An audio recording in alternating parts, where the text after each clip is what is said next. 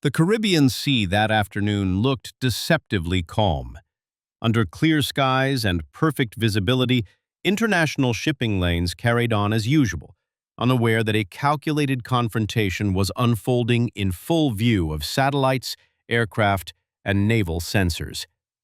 USS Gravely, an Arleigh Burke-class guided missile destroyer, was transiting at standard patrol speed on a routine counter-narcotics and freedom of navigation mission. These operations were nothing new. For decades, U.S. Navy ships had operated in these waters, enforcing international law, monitoring smuggling routes, and maintaining an American presence designed to keep sea lanes open and lawful. Everything about Gravely's position and mission was documented, legal, and visible. At 2:47 p.m., however, the situation changed.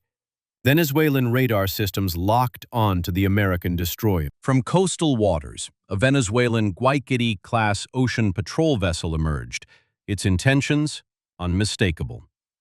79 meters long and armed with a 76-millimeter deck gun and close-in weapons, the patrol boat increased speed to nearly 30 knots, heading directly toward the U.S. ship. This was not a chance encounter. The approach was deliberate, aggressive, and carefully timed, unfolding in broad daylight so that every movement could be seen and recorded. 4 minutes later, at 2:51 p.m., the Venezuelan vessel opened fire. 3 shells splashed into the water roughly 70 meters from Gravely's bow. The explosions sent tall columns of water into the air, clearly visible from the destroyer's bridge and captured by multiple sensors. These were not stray rounds or misunderstood warning shots. They were deliberately placed close enough to intimidate, far enough to avoid immediate escalation, and designed to provoke a response. Caracas believed it had engineered the moment perfectly. From the Venezuelan perspective, the calculation was simple. One American destroyer appeared to be operating alone in Caribbean waters, far from friendly ports and within reach of Venezuelan coastal defenses. A show of force, gunfire in daylight, might compel the U.S. Navy ship to withdraw. Cameras would capture the moment, domestic media would frame it as defiance, and the Maduro government could claim a symbolic victory over Washington. But that calculation rested on a series of critical misjudgments. The first was the assumption that Gravely was isolated. In reality, 2 Virginia-class attack submarines were operating silently below the surface, tracking the situation from positions the Venezuelan crew could neither see nor detect. The second misjudgment was underestimating how long the American ship had been watching. Gravely's Aegis combat system had been tracking the Venezuelan patrol boat for nearly an hour, recording every maneuver and continuously calculating fire control solutions. The third was ignoring the broader battle space. A P-8 Poseidon maritime patrol aircraft was orbiting roughly 60 miles to the north, its sensors active, feeding real-time data into a shared operational picture monitored by U.S. Fleet Command. And finally, Venezuela misunderstood restraint. The absence of immediate retaliation was not hesitation or weakness. It was a choice, one backed by overwhelming capability. To understand how the moment escalated, it helps to look at the broader context. The Caribbean has long been a key transit zone for narcotics trafficking. An estimated $20 billion worth of cocaine and synthetic drugs move through these waters annually, bound for markets in North America. In response, the United States maintains a persistent naval presence, often under operations designed to interdict shipments and disrupt smuggling networks. USS Gravely had been part of Operation Southern Spear for 6 weeks, one of 17 ships deployed alongside thousands of sailors and Marines. By October 2025, the operation had already seized dozens of vessels and intercepted massive quantities of narcotics without firing a single shot. But tensions with Venezuela had been rising. For weeks, Venezuelan patrol boats had engaged in what military planners call gray zone harassment, approaching U.S. ships, issuing radio warnings, and falsely claiming jurisdiction over international waters. Each encounter pushed boundaries slightly further, testing reactions and probing for hesitation. Intelligence suggested that Caracas was actively seeking an incident it could exploit for propaganda, something dramatic, visual, and confrontational. That warning became explicit earlier that day. At 10:30 a.m., Gravely received flash intelligence indicating a Venezuelan patrol vessel was preparing to sortie from Puerto Cabello. The intent was unclear, but the armament and timing raised concerns. Commander Sarah Mitchell, Gravely's commanding officer, ordered heightened readiness. The message to the crew was calm and professional. Venezuelan naval activity was elevated. The destroyer would remain in international waters, conducting lawful operations, and all systems were to be ready. What was left unsaid was just as important. Intelligence suggested Venezuela wanted a public confrontation, warning shots, a forced withdrawal, and cameras rolling. By early afternoon, the Venezuelan patrol vessel appeared on radar, initially maintaining distance while transmitting radio warnings that Gravely was violating Venezuelan territorial waters.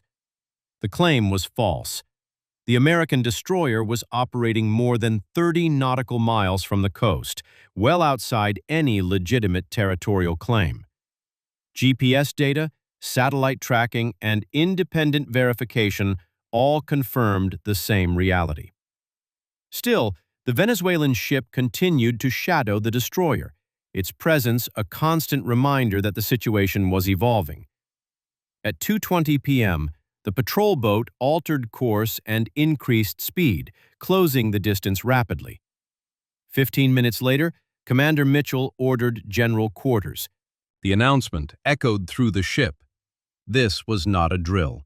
Weapons were brought to full readiness, and the crew moved with practiced efficiency to their stations.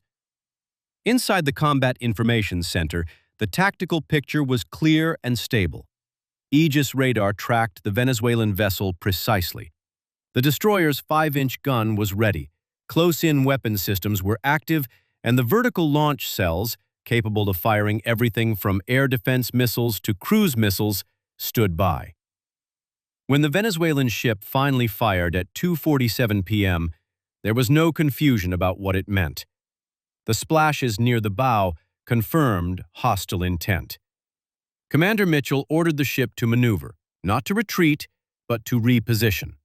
Increasing speed and altering course created separation and moved the engagement into open water, away from coastal clutter and shallow depths. Every second, every maneuver improved the American ship's tactical advantage.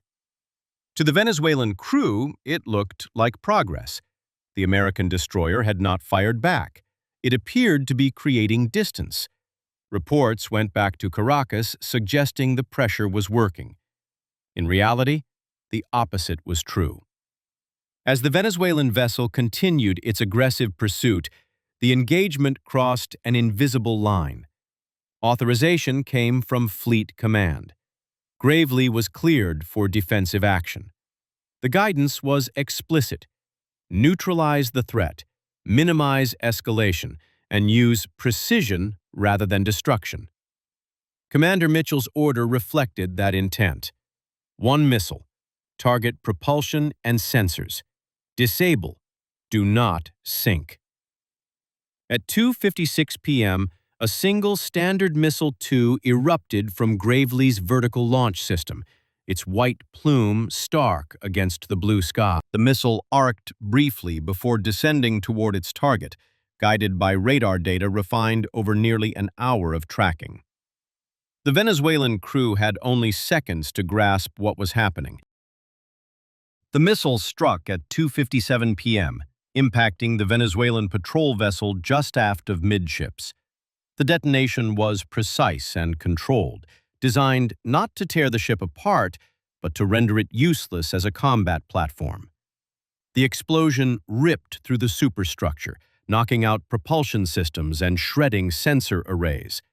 Diesel engines went offline almost instantly. Radar masts were twisted and blackened, communications antennas severed. Thick smoke poured into the air as the ship lost power and steerageway, drifting helplessly on the open sea. In less than a minute, a vessel that moments earlier had been maneuvering aggressively was dead in the water. The engagement did not end there. Minutes before the missile strike, the Venezuelan patrol boat had launched small, unmanned aerial vehicles, likely intended to film the confrontation and transmit footage back to shore. As the smoke rose from the disabled ship, those drones became immediate concerns. USS Gravely's close-in weapon system came alive. Radar locked, the M61 Vulcan cannons slewed smoothly, and bursts of 20-millimeter fire streaked through the afternoon sky. The first drone disintegrated mid-air. The second followed seconds later, debris tumbling into the sea. The airspace was clear. The entire sequence, from missile launch to drone neutralization, lasted less than a minute. The outcome was unambiguous. USS Gravely sustained no damage and suffered no casualties. The Venezuelan patrol vessel remained afloat, its hull intact, but it was combat ineffective. No propulsion, no sensors, no command and control capability. Its crew was alive, shaken, and suddenly aware that the confrontation they believed was under control had spiraled far beyond their expectations. At 3:01 p.m., Commander Mitchell reported to U.S. Southern Command that the threat had been neutralized and that the ship was standing by to monitor the situation and assist if necessary. Within minutes, the information environment erupted. Venezuelan state media began broadcasting claims of unprovoked American aggression, portraying the disabled patrol vessel as a peaceful ship attacked without justification. The narrative was familiar and predictable. What made this incident different was the evidence. High-resolution satellite imagery, aerial photographs, radar tracks, and time-stamped sensor data all told the same story. The Venezuelan ship fired first. The American destroyer maneuvered defensively. The Venezuelan vessel continued its aggressive approach. Only then did the U.S. Navy respond, and it did so with a single, measured strike. International reaction was swift. News outlets around the world carried images of water plumes near Gravely's bow, followed by photos of the Venezuelan patrol boat trailing smoke. Analysts noted the restraint of the response. One missile, no sinking, no casualties. The contrast between the Venezuelan claims and the documented sequence of events undermined Caracas's narrative almost immediately. Instead of a propaganda victory, the incident became a case study in miscalculation. Rescue operations began soon after. Venezuelan Coast Guard assets reached the disabled patrol vessel within 2 hours, taking all 60 crew members aboard. None were seriously injured. The ship was later towed back to Puerto Cabello, where damage assessments revealed the true cost of the encounter. Repairs were estimated at more than $30 million, with the vessel expected to be out of service for months. For a Navy with limited resources, the loss of one major patrol platform, even temporarily, was significant. For the United States Navy, the costs were comparatively minimal. One SM-2 missile, valued at roughly $3 million, and a negligible expenditure of ammunition from the close-in weapon system. The mission itself continued uninterrupted. Within 12 hours, USS Gravely had returned to normal operations, resuming patrols in international waters as if nothing had changed. Commander Mitchell later received formal commendation for her handling of the situation, praised for balancing firmness with restraint under pressure. Strategically, the implications rippled far beyond the Caribbean. Venezuela's attempt to force an American warship out of international waters through intimidation had failed spectacularly. The cost-benefit analysis was brutal. an $85 million patrol vessel disabled, tens of millions more required for repairs, and an international embarrassment broadcast in broad daylight. The message to regional navies was unmistakable. Harassment and warning shots might generate headlines, but against a modern, networked naval force, they carry serious risks. Other global powers took notice as well. Observers in Beijing studied the engagement closely, noting how quickly a gray zone provocation escalated into a precise and controlled counterstrike. The lesson was not about aggression, but about integration. USS Gravely was not acting alone. Submarines, aircraft, satellites, and command centers formed a seamless kill chain, turning a single destroyer into the visible tip of a much larger system. Testing that system produced results in seconds, not hours. Moscow drew its own conclusions. The incident reinforced a pattern seen elsewhere. American surface combatants, even when operating independently on the surface, are deeply embedded in broader operational architectures. Any attack on one ship is, in effect, an engagement with an entire network. Gray zone tactics rely on ambiguity and restraint. When that restraint ends, the asymmetry becomes stark. Perhaps the most important lesson, however, was for smaller regional navies. The difference between probing and provoking is razor thin. Firing near an American destroyer may feel symbolic or theatrical, but fire control computers do not interpret symbolism. They calculate trajectories, solutions, and outcomes with unforgiving precision. In this case, that precision translated into a 43-second demonstration of modern naval power, controlled, documented, and decisive. Today, the disabled Venezuelan patrol vessel sits pierside, a visible reminder of that afternoon. It is no longer a symbol of defiance, but of misjudgment. The confrontation answered a question Caracas had posed.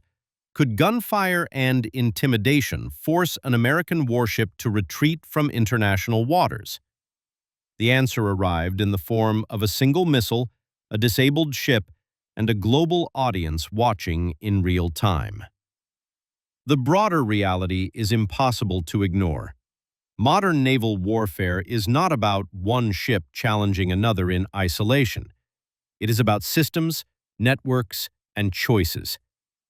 USS Gravely did not seek escalation, but when provoked, it demonstrated that restraint, backed by overwhelming capability, is one of the most dangerous positions an adversary can face. In the clear light of a Caribbean afternoon, that lesson was written in smoke, radar tracks, and satellite images. Undeniable and enduring.